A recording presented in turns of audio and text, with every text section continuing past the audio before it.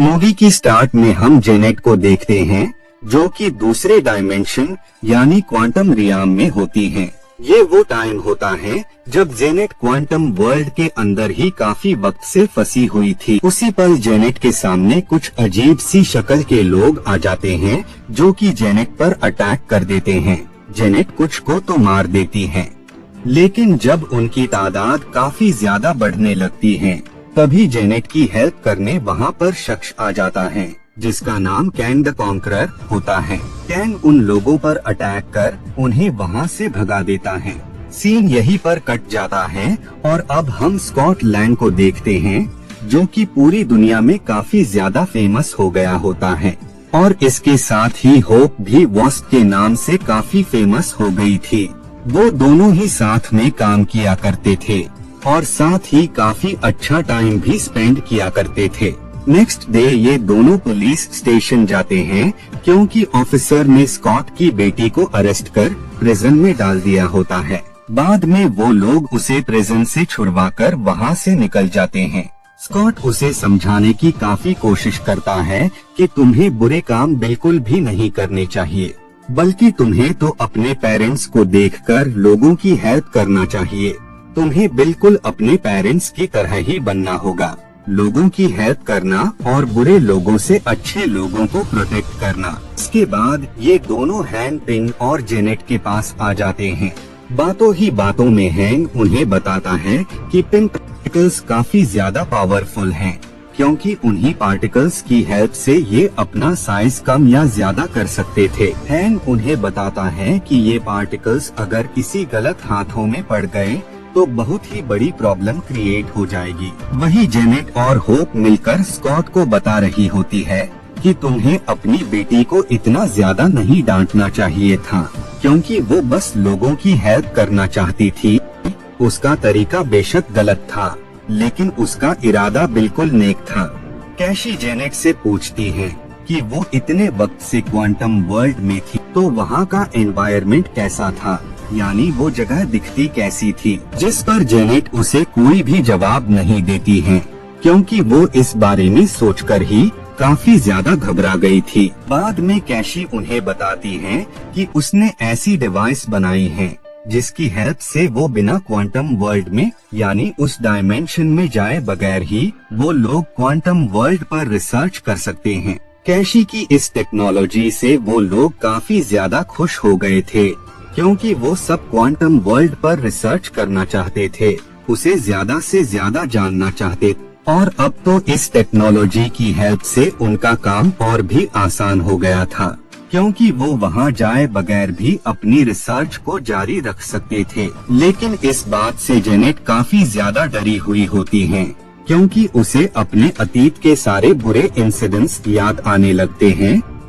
जो कि उसने क्वांटम वर्ल्ड में बिताए थे। बाद में कैशी उस डिवाइस को ऑन कर देती है और वो उस डिवाइस के जरिए क्वांटम वर्ल्ड में कुछ सिग्नल्स भेजती है। सारे ही लोग जवाब आने का काफी ज्यादा वेट कर रहे होते हैं, लेकिन जेनेट इस बात से बिल्कुल भी खुश नहीं थी। इसीलिए वो जैसे ही उस डिवाइस को बंद करने की कोशिश करती है तो वैसे ही उस डिवाइस से काफी सारी रेस निकलने लगती हैं।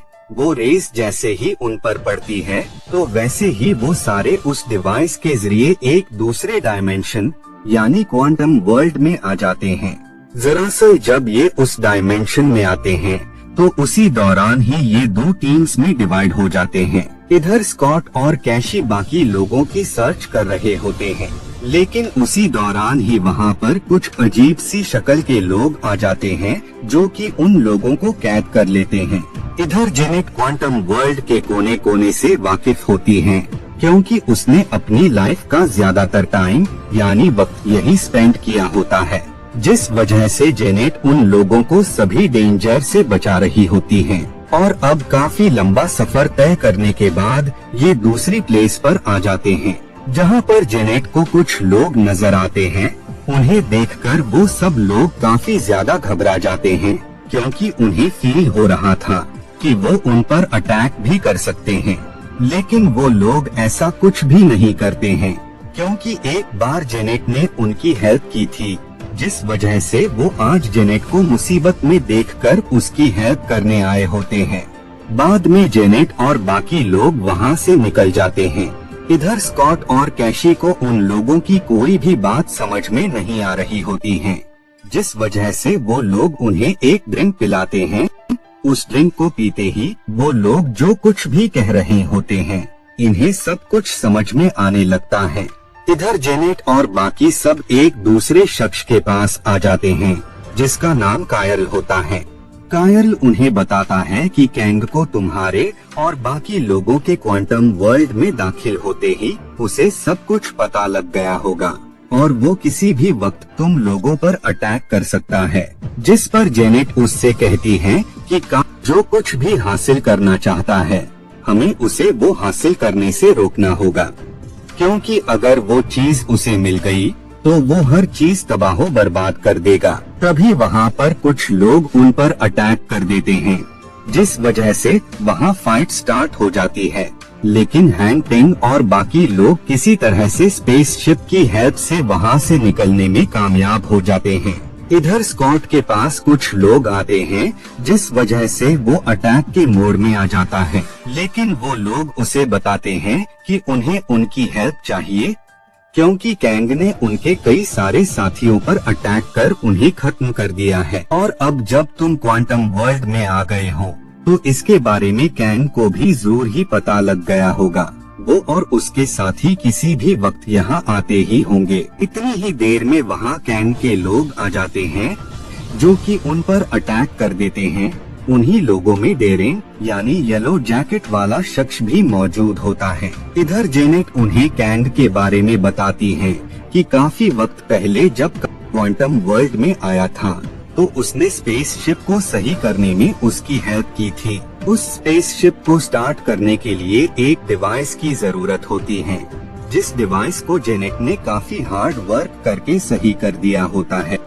वो डिवाइस कैंग के माइंड से कनेक्ट होता है, जिस वजह से जैसे ही डिवाइस ऑन होता है तो वैसे ही जेनेट को कैंग की असलियत के बारे में पता लग जाता है कि कैंग ने कितने सारे डायमेंशंस को तबाह कर दिया है, और अगर वो वापस से क्वांटम वर्ल्ड से बाहर निकल गया तो वो दोबारा से ऐसा ही करेगा। इसीलिए जेनेट अपनी डिवाइसेस की हेल्प से उसे इतना ज्यादा लार्ज कर देती है कि कैंग उस डिवाइस को अपने स्पेसशिप में फिक्स करके यहाँ से बाहर निकल ही न पाए। इधर कैंग स्कॉट के पास आता है और वो उसे बताता है कि वो काफी वक्त से क्वांटम वर्ल्ड में ही फंसा हुआ है। उसके एनिमीज ने ही उसे क्वांटम वर्ल्ड में फेंक दिया था। वो दुश्मन कोई और नहीं बल्कि उसी के वेरिएंट्स थे, जो कि अलग अलग डायमेंशन से होते हैं। वो स्कॉट को बताता है कि यहाँ पर काफी वक्त से रहने की वजह से उसने क्वांटम वर्ल्ड में मौजूद काफी सारे लोगों को अपने टीम में शामिल करके लोगों पर अपनी हुकूमत करना शुरू कर दिया। वो उसे बताता है कि असल में उसने ही उन सिग्नल्स को डिटेक्ट किया था और उसी ने ही उन सबको क्वांटम वर्ल्ड में लाया है, क्योंकि उसे पता था कि जेनेट और उसके साथी ही पिन पार्टिकल्स की हेल्प से उस डिवाइस का साइज स्मॉल कर सकते हैं, ताकि वो उस डिवाइस की हेल्प से क्वांटम वर्ल्ड से बाहर निकल सके।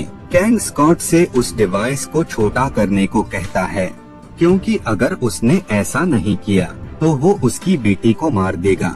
जिस वजह से स्कॉट उस डिवाइस के पास जाता है, लेकिन उसके करीब जाते ही स्कॉट के काफी सारे वेरिएंट्स बन जाते हैं और अब वो सब मिलकर उस डिवाइस को स्मॉल करने की कोशिश कर रहे होते हैं, लेकिन वो ऐसा नहीं कर पाते हैं, जिस वजह से होप भी उसकी हेल्प करती है और फाइनली वो उसे छोटा कर देते हैं।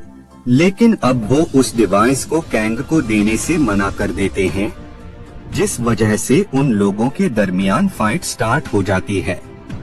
उसी फाइट में डर मारा जाता है और बाद में कैंग उस डिवाइस को हासिल कर लेता है। कैंग की आर्मी में काफी सारे लोग होते हैं, जिस वजह से ये लोग यहाँ पर हारते हुए नजर आ रहे होते हैं। लेकिन उसी दरमियान ही वहाँ पर स्कॉट की चींटियां आ जाती हैं, जो कि उन लोगों पर अटैक कर देती हैं। वो एंट्स साइज में काफी ज्यादा बड़ी और तादाद में काफी ज्यादा होती है। बाद में ये लोग एक पोर्टल बनाकर वहाँ से बाहर निकल जाते हैं, लेकिन स्कॉट वहाँ से नहीं निकल पाता है और अब स्कॉट और कैंग में फाइट स्टार्ट हो जाती है। बाद में कैंग मारा जाता है। मूवी के लास्ट सीन में हम कैंग के वेरिएंट्स को देखते हैं जो कि अपने अपने डायमेंशन से यहाँ पर आए होते हैं। मूवी के पोस्ट क्रेडिट सीन में हम लोकी को देखते हैं और साथ ही हम वहाँ कैंग के एक और वेरिएंट को भी देखते हैं और इसी के साथ ये मूवी यहीं पर एंड हो जाती है।